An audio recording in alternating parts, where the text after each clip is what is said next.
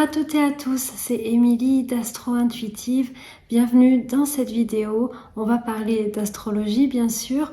On va voir ensemble quels sont les éléments astrologiques les plus importants pour ce mois d'août et puis comment on peut travailler avec eux. Si vous voulez apprendre l'astrologie à la rentrée, eh bien je vous laisse regarder dans ma barre de description. Peut-être que ce que je propose pourrait vous intéresser. On commence, je vais vous partager la carte du ciel. Donc là, on est positionné tout début août, on est le 1er août, qui s'avère être en fait le jour de la pleine lune. Donc on commence le mois assez fortement. Vous retrouvez la pleine lune ici dans l'aspect d'opposition entre le soleil et la lune. Donc nous avons un soleil dans le signe du lion qui oppose une lune Verseau. Alors dans cette carte du ciel du 1er août, on a finalement beaucoup d'éléments astrologiques dont on va traiter dans cette vidéo qui me semblent être les plus importants. On a tout d'abord la présence de Vénus en Lion dans son mode rétrograde. Donc dans cette vidéo, je vais revenir un petit peu dessus puisque ça va être vraiment l'événement astrologique majeur pour ce mois d'août. Ça va être vraisemblablement ce qui va nous faire le plus réfléchir ou travailler. On trouve également dans cette carte du ciel un carré, je ne sais pas si vous le voyez ici, de Pluton, qui d'ailleurs, la pleine lune est vraiment conjointe à Pluton. Nous trouvons donc Pluton en carré des nœuds lunaires. Et donc ça, c'est un aspect qu'on va avoir, j'en ai déjà un petit peu parlé, mais qu'on va avoir tout au long du mois d'août et puis pour les 3-4 prochains mois. Donc on va parler de ça. Et donc, ce qu'on voit aussi en ce jour du 1er août, on voit en fait la future formation de la conjonction entre Jupiter et Uranus, une conjonction qui sera exacte au printemps 2024, mais qu'on va déjà pouvoir commencer à ressentir. Donc ici, on a déjà 3 éléments vraiment significatifs qu'on va appréhender ensemble. Alors on va commencer par Vénus. Donc Vénus, elle rétrograde du 28e degré du Lion jusqu'au 12e degré du Lion. Et fait notable, quand elle rétrograde, elle est plus lente. Ça signifie qu'elle va pas mettre plus de temps pour reculer sur ces degrés qu'elle ne le ferait en marche directe. De telle sorte que si vous avez des éléments dans votre thème astrologique qui sont dans ces degrés-là du Lion, mais également d'autres signes que je vais partager juste après, eh bien Vénus va rester beaucoup plus longtemps en contact avec vos planètes. Alors, il y a une règle en astrologie qui dit que plus ça dure longtemps, plus c'est significatif, plus ça va avoir un impact sur nous. Et donc nécessairement, ce type de transit est à regarder de près, surtout si Vénus arrive en conjonction à l'une de vos planètes. Donc, la notion de rétrogradation, comme je vous le disais, elle est associée au fait de revenir en arrière. Parce que nécessairement, c'est ce qui se passe, en tout cas, c'est comme ça qu'on observe Vénus, on a l'impression qu'elle repart en arrière.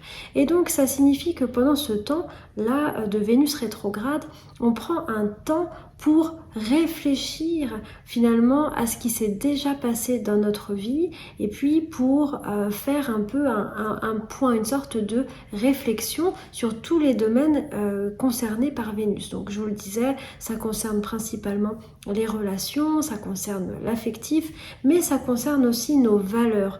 Vénus, elle est en lien avec ce qu'on aime et ce qu'on n'aime pas, ce qu'on trouve aimable ou détestable. Et donc sous Vénus rétrograde, il y a quand même cette notion-là de réviser aussi nos valeurs.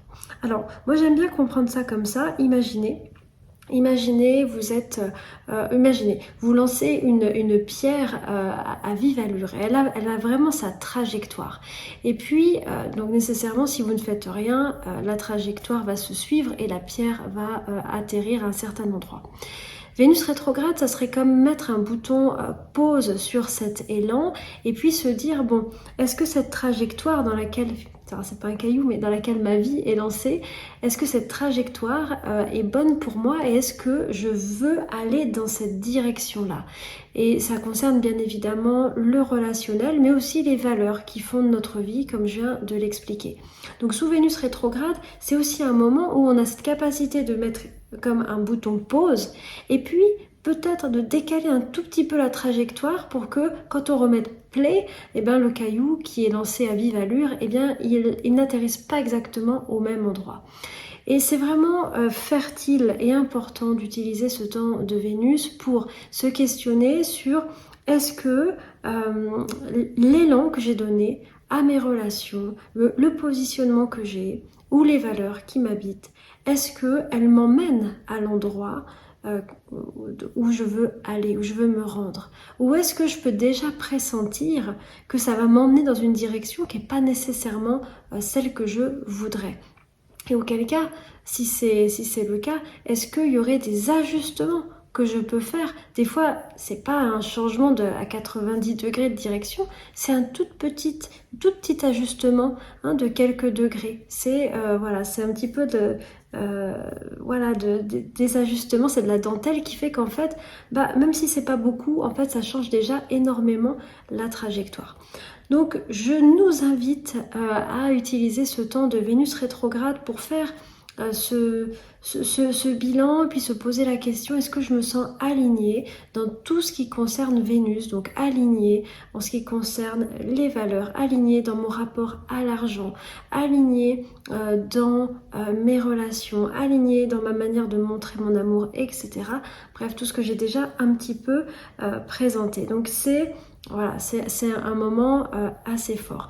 Alors, effectivement, si vous avez Vénus qui passe sur vos planètes, quelque part, elle vient aussi vous poser un petit peu la question de la satisfaction que vous tirez de ces planètes, du plaisir que vous tirez de ces planètes. Parce que, pardon, j'en ai pas parlé, mais Vénus est aussi associée à la notion de plaisir, de gratification. Et sous Vénus rétrograde, on peut aussi se poser la question, mais est-ce que ça me fait vraiment plaisir? Est-ce que j'aime vraiment cette chose-là? Ça peut être des loisirs qu'on pensait aimer, ça peut même être des habitudes comme fumer par exemple, ou ce genre de choses. Et Vénus rétro va venir un petit peu nous mettre comme en observation, de dire est-ce que vraiment j'aime ça? Et eh bien, quand Vénus passe sur toutes nos planètes, quelque part, elle nous pose la question de nos valeurs. Elle nous demande si on a du plaisir par rapport à ces fonctions-là. Donc, je vous prends un exemple. Si Vénus passe sur votre lune, la lune est liée à la notion de famille, de maison, de cadre familial.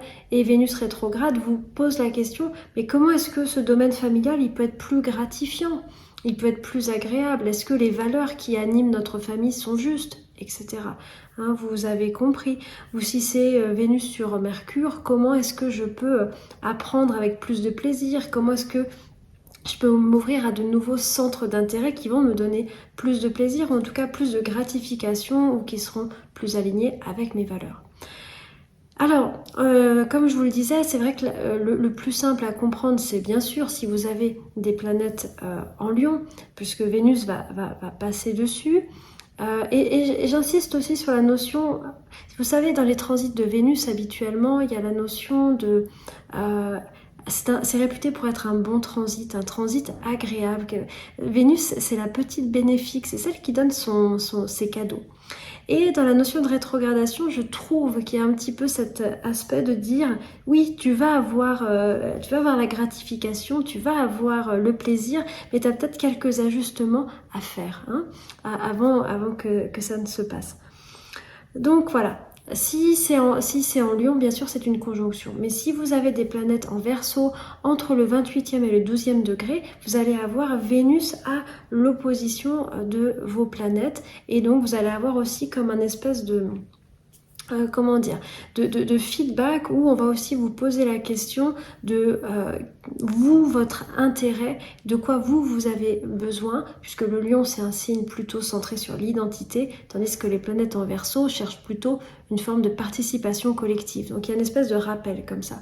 Si vous avez des planètes en Taureau ou en Scorpion, vous allez avoir Vénus qui va être en carré avec vos planètes, et donc ça va venir un petit peu venir vous chercher, soit dans un côté qui vient précipiter les crises, ça c'est plutôt si vous avez des planètes en Scorpion, ou un côté peut-être qui a peur du changement ou qui est peut-être trop attaché, ça c'est si vous avez des planètes en Taureau. Donc il y aura un challenge finalement un peu pour chacun d'entre nous. D'autre part, si vous avez des planètes en Bélier ou en Sagittaire, vous allez plutôt être dans quelque chose de peut-être un peu plus confortable parce que Vénus sera en trigone, donc on comprend bien finalement la question. Et puis, si vous avez des planètes en Gémeaux ou en Balance, eh bien, Vénus sera en sextile, donc c'est aussi un petit peu moins confrontant que pour le Verseau, le Taureau et le Scorpion. Après, c'est pas non plus une confrontation si intense que ça reste quand même Vénus en transit. Alors, ce que je voulais également vous dire, c'est que Vénus rétrograde parle donc d'une remise en question de nos schémas, de valeurs, d'estime relationnelle et tout ça. Mais on peut aussi regarder quels sont les aspects que va faire Vénus, parce que ça nous indique aussi, ça nous précise le type de travail qu'on va avoir et je dirais la couleur particulière de cette rétrogradation de Vénus.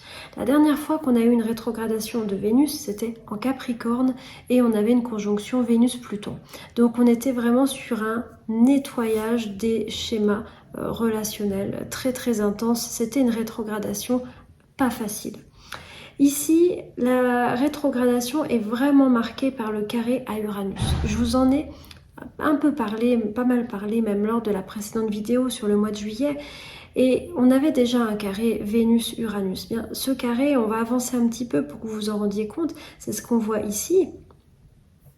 Eh bien, ce carré, il va vraiment durer un assez long moment parce que Vénus, en fait, en rétrogradant, se rapproche du degré d'Uranus, c'est-à-dire elle se rapproche du 22e degré.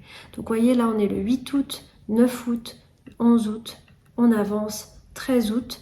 On va en parler, 13 août, c'est un moment important, c'est le moment de la conjonction Soleil-Vénus. Donc on est à un moment où Vénus a tellement rétrogradé qu'elle repasse derrière le Soleil et on peut voir ça un peu comme une culmination, je dirais, du cycle de Vénus rétrograde. Il s'avère en plus qu'elle s'est vraiment rapprochée d'Uranus sur le 22e degré et qu'elle est un petit peu au maximum des questions. Alors les questions ici, j'en ai parlé dans la dernière vidéo, ce sont des questions d'intégrer une forme d'indépendance, d'une forme de liberté à l'amour. Et c'est aussi d'accepter qu'il puisse y avoir des changements, qu'il puisse y avoir des réajustements assez importants dans nos structures relationnelles ou aussi dans nos valeurs. Uranus amène toujours une qualité d'imprévu, et une qualité aussi de changement ou d'excitabilité ou d'instabilité un petit peu à l'ambiance. Ici, il me semble que ça nous parle que Vénus en Lion, je vous l'ai dit, pour moi c'est cette notion d'aimer, d'exprimer son amour. Et pour ça, il faut être vraiment au clair avec soi-même, sinon on utilise l'amour pour se narcissiser, pour se sentir en confiance, j'en ai déjà parlé, je ne vais pas revenir là-dessus.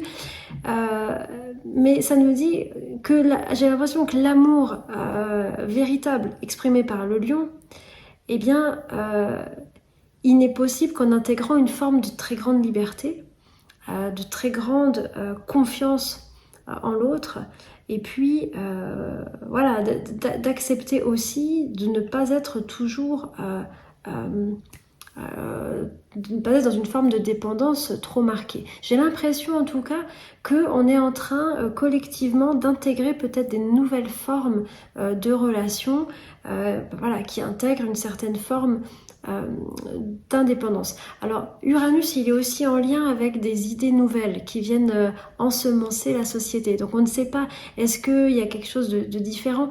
On sait qu'Uranus est en taureau, donc Uranus, il est déjà dans le signe de Vénus. Le taureau, sa planète, c'est Vénus. On est déjà dans cette mutation des valeurs, de se dire mais c'est pas parce qu'une chose coûte cher qu'elle est forcément bonne. On peut se satisfaire de choses voilà, très très simples. Et donc il y a déjà ce rapport-là sur Vénus et Uranus par rapport à l'argent. On a déjà travaillé là-dessus au niveau collectif, mais ça peut aussi être à un niveau affectif, relationnel.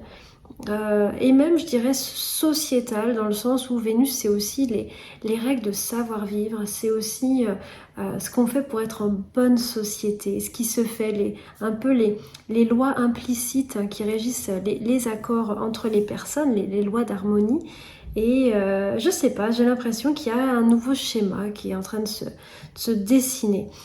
En tout cas, ce qui est sûr, c'est que si on est dans un rapport peut-être très fusionnel ou qu'on a énormément d'attentes dans une relation, je ne sais pas trop ce qui pourrait un petit peu se dessiner avec cet aspect-là de carré, parce que j'ai l'impression que la rétrogradation nous fait travailler ça. Donc nous fait travailler le fait d'aimer, le fait d'exprimer notre amour, le fait de poser aussi des valeurs qui sont nobles, qui sont élevées, c'est le signe du lion, et en même temps nous fait intégrer cette notion de liberté dans les rapports. Donc voilà, ça c'était un petit peu la saveur générale, on va dire, du cycle de Vénus rétrograde. Hein, ce moment, on le retient là le 13 août, vraiment ce moment de culmination. Ça peut être, le soleil, vous savez, il met toujours tout en lumière, il apporte des prises de conscience. Vous pouvez tout à fait utiliser cette journée pour un petit peu vous isoler, réfléchir, et puis vous poser la question de est-ce que la trajectoire est bonne et est-ce qu'il y a des petites choses qui peuvent être faites pour que vous alliez vraiment à la destination que vous voulez viser pour votre vie amoureuse, pour votre vie financière, pour vos valeurs et pour votre vie en général. Donc c'est plutôt assez inspirant cette rétrogradation. Vous pouvez aussi regarder dans quelle maison astrologique ça tombe, parce qu'il pourrait y avoir justement cette réflexion sur les valeurs par rapport au domaine dans lequel Vénus est. On n'oublie pas aussi vraiment le côté plus événementiel de Vénus rétrograde avec le retour de personnes du passé. Ça c'est quelque chose qu'on expérimente assez souvent, soit parce que vous avez des choses qui ne sont pas réglées, qui ne sont pas soldées avec ces personnes, et Vénus, il ne faut pas oublier qu'elle cherche aussi la concorde, elle cherche l'harmonie, donc il y a peut-être des anciens préjudices qui pourraient être apaisés. Soit aussi pour vous montrer des anciennes expériences et puis vous rappeler ce que vous étiez censé en avoir compris. Donc on peut vous remettre dans des situations qui ont un petit goût de déjà vu, juste pour que vous vous souveniez ce que vous avez retenu de ces expériences dans le passé, et peut-être ne pas refaire les mêmes expériences si les résultats n'ont pas été à la hauteur de vos souhaits. Voilà, alors maintenant je vais passer à l'aspect de Pluton en carré au nœud lunaire. Donc on est dans un moment du cycle de Pluton où il est vraiment à cheval hein, entre le Capricorne et le Verseau. Et je vous parlais que les nœuds en fait sont également en train de rentrer dans l'axe Bélier-Balance, et donc on a une rencontre ici de carré entre Pluton et les nœuds. Alors, Pluton amène assez souvent cette notion de purification. Il nous dit, vous savez, quand une planète est en carré au nœud, c'est compris notamment dans les lectures de Stephen Forrest. Il exprime ça en disant qu'on ne peut pas avancer tant qu'on n'a pas intégré la planète. Donc les nœuds lunaires, c'est notre travail collectif. Je vous ai vraiment parlé de ce travail qu'on allait avoir à faire entre moi et l'autre, se positionner pour pouvoir nourrir nos relations, être juste hein, dans notre rapport entre moi et l'autre. Et ici, il faut qu'on intègre Pluton pour pouvoir avancer. Et donc, intégrer Pluton, c'est aussi certainement une période où il faut un petit peu déterrer en fait. Vous pouvez par exemple avoir quelque chose qui vous... une corde au pied qui vous empêche d'avancer, puis vous ne voyez pas la corde, vous voyez que le bout, vous voyez pas trop, elle est enterrée dans la terre, vous voyez pas à quoi ça vous tient, et vous allez devoir un peu déterrer la corde pour vous détacher. Bon, c'est un peu ça l'idée, c'est avec Pluton d'aller trouver peut-être ce qui peut empêcher la bonne manière de vivre, et ce signe du Bélier et ce signe de la Balance. Donc C'est essayer de trouver les racines d'un manque d'affirmation, si c'est votre cas, les racines de difficultés relationnelles. Ça, c'est plutôt le nœud sud balance. Mais quoi qu'il en soit, avec Pluton, ça nous dit qu'on ne peut pas aller plus vite que la musique et qu'il faut peut-être un petit peu s'introspecter et creuser. Ça peut être aussi un moment où il y a des situations qu'on trouve un petit peu lourdes, voire même un peu toxiques, qui se manifestent. Et si c'est le cas, c'est en fait Pluton, comment dire, met à la conscience, fait remonter quelque chose qui de toute manière était déjà là, qui était larvé. Donc il faut vraiment le voir comme une crise de guérison en fait, hein, une crise de nettoyage.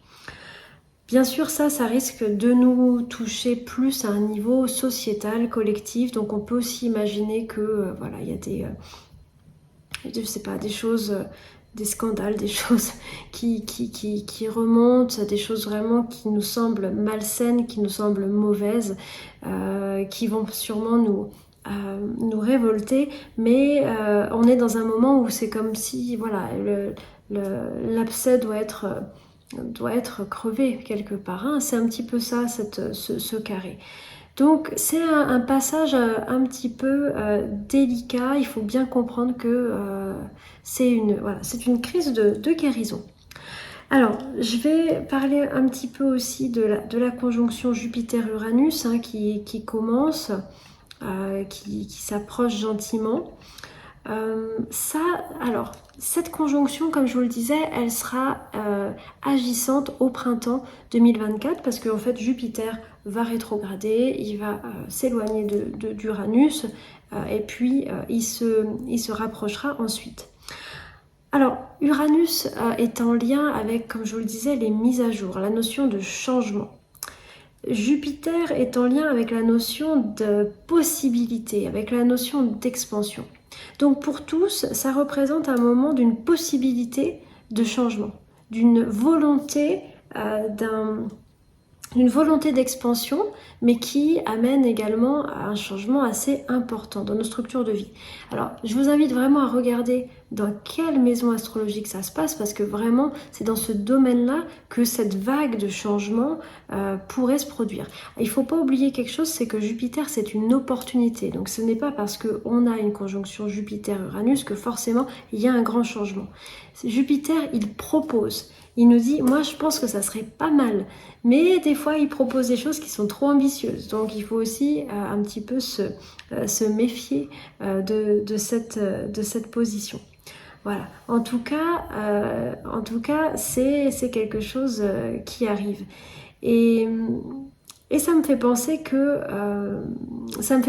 effectivement, vous vous souvenez, on a dit que Vénus est en carré à Uranus, mais comme Jupiter est à côté, eh bien, on a aussi toute une partie du cycle de Vénus rétrograde. Et là, on est plutôt à partir de la mi-août jusqu'à la fin du mois d'août. L'aspect sur lequel on travaille, c'est Vénus en carré à Jupiter. Et Vénus-Jupiter, c'est ça aussi, c'est les opportunités relationnelles, c'est les opportunités financières. Et il faut toujours un peu se poser la question, est-ce que ces opportunités respectent notre grille de valeurs? Est-ce elles vont être bonnes pour nous? Est-ce qu'elles vont nous emmener là où on veut aller? Il y a parfois une notion de facilité avec Vénus-Jupiter, mais cette facilité n'est pas toujours forcément bonne sur le long terme. À un autre niveau, au niveau psychologique, ça nous fait travailler sur les questions de dépendance et de Vénus-Jupiter, c'est deux planètes gourmandes, c'est deux planètes qui veulent beaucoup de plaisir, qui veulent beaucoup de satisfaction. Donc c'est aussi vouloir beaucoup de plaisir et de satisfaction dans nos relations, dans notre rapport à l'argent, mais ça peut être quelque part démesuré, puis nous décentrer en fait finalement d'une vraie relation, d'un amour qui serait sain. Donc ça va être la seconde partie du mois d'août. Voilà. Alors, on va se placer maintenant sur le thème de la nouvelle lune qui se passera le 16 août. Hop, on revient ici. Voilà. Donc on va avoir à ce moment-là une... hop, je vais juste bien la mettre. Voilà. On aura donc une nouvelle lune le 16 août. Ici, on est sur le signe du Lion. Vous notez la présence de Vénus en Lion rétrograde à côté de la nouvelle lune. Donc on a bien compris que ce nouveau cycle, il va nous faire travailler sur Vénus rétrograde, tout ce que j'ai dit juste avant. On retrouve bien sûr le carré de Vénus à Uranus, dont on a parlé, le carré de Vénus à Jupiter. Voilà. Intéressant ce cycle en Lion. Bon, il nous demande quand même tout le long du passage du soleil en Lion, qui est du 23 juillet au 23 août, c'est quand même aussi un moment privilégié chaque année de connaissance de soi, d'introspection, et puis comment dire, d'expérience sur l'identité, d'essayer des choses, de faire sortir des choses qu'on a en nous. Donc voilà, on sera encore dans un cycle comme ça, où on essaye je trouve, de fonder ou de structurer notre identité pendant la phase du Lion. Donc c'est assez intéressant. Vous noterez que ça marche bien avec le nœud nord en bélier. D'ailleurs, la nouvelle lune est en trigone avec le nœud nord. Voilà, donc on va travailler là-dessus. Donc je vais pas aller plus loin sur le Lion parce que j'en ai déjà beaucoup parlé, et puis que Vénus, elle est collée à la nouvelle lune, donc c'est vraiment Vénus rétrograde le gros focus. Et parce qu'on constate deux choses que je voudrais vous partager pour cette fin du mois de juillet. On va avoir le 23, deux événements. Le 23, nous avons le soleil qui rentre en Vierge, donc on arrive à ce moment-là vers la fin de l'été, on arrive dans un signe de terre, et quelque part la notion de rentrée, elle est associée avec le soleil en Vierge, donc ça va être à partir de là un bon moment pour commencer à s'organiser et à remettre un petit peu la machine du travail et des routines en place. Et puis, on va avoir un Mercure qui va également tourner rétrograde dans le signe de la Vierge. Il sera rétrograde du 23 août au 15 septembre. Donc peut-être on peut imaginer une rentrée avec quelques petits cafouillages, quelques petits problèmes d'organisation, sachant que Mercure rétro en Vierge va nous demander de réfléchir à ce qui pourrait fluidifier notre organisation, fluidifier tout ce qui est un petit peu pratique au quotidien. Donc je vois un petit peu un temps d'ajustement sur un démarrage un petit peu parfois un peu compliqué, avec des choses qui se mettent pas bien en place, auquel cas faudra pas nous énerver, mais simplement se dire ok, quand c'est pas fluide, est-ce qu'il y a quelque chose qui doit être revu dans mon organisation, pour fluidifier vraiment notre machine, sachant que la Vierge, c'est vraiment le mois où on positionne un petit peu tout, on organise un petit peu toute notre année scolaire, et l'idée c'est que après ce soit beaucoup plus fluide, ce soit plus facile. Donc c'est là où on organise un petit peu toute l'année, mais plutôt l'année scolaire jusqu'à l'été d'après. Voilà. En tout cas, ce Mercure rétro va nous demander de nous intéresser à tous ces petits détails pour que justement ça soit le plus fluide possible. On note également tout fin août, et je m'arrêterai là-dessus, dernière chose qu'on va aborder. Tout fin août, on est le 29 août, nous avons Uranus qui tourne rétrograde. Il sera rétrograde jusqu'au 27 janvier. Alors Uranus, on en parlait, c'est vraiment cette notion de changement, c'est aussi cette notion de nouveauté. Et là, on est plutôt sur une phase un petit peu d'intégration, peut-être de choses qui se seraient passées pendant l'été avec ce carré Vénus-Uranus. J'ai l'impression qu'il y a comme un truc qui s'apaise au niveau du rythme de changement. Et si vous êtes impliqué dans un transit d'Uranus, alors peut-être que à partir du 29 août, ça sera peut-être un petit peu plus doux ou un petit peu plus intérieur par rapport à ce que par rapport au changement que vous vivez. Voilà, je vais m'arrêter là. Je vous souhaite un très beau mois d'août, de profiter de ce beau passage de Vénus en Lion, de profiter de cette rétrogradation. C'est très riche, tous ces transits quand on les vit en conscience. Voilà, moi je vous retrouve pour pour la prochaine lunaison, pour la prochaine pleine lune qui sera fin août. Et d'ici là, portez-vous bien, je vous embrasse et à tout bientôt.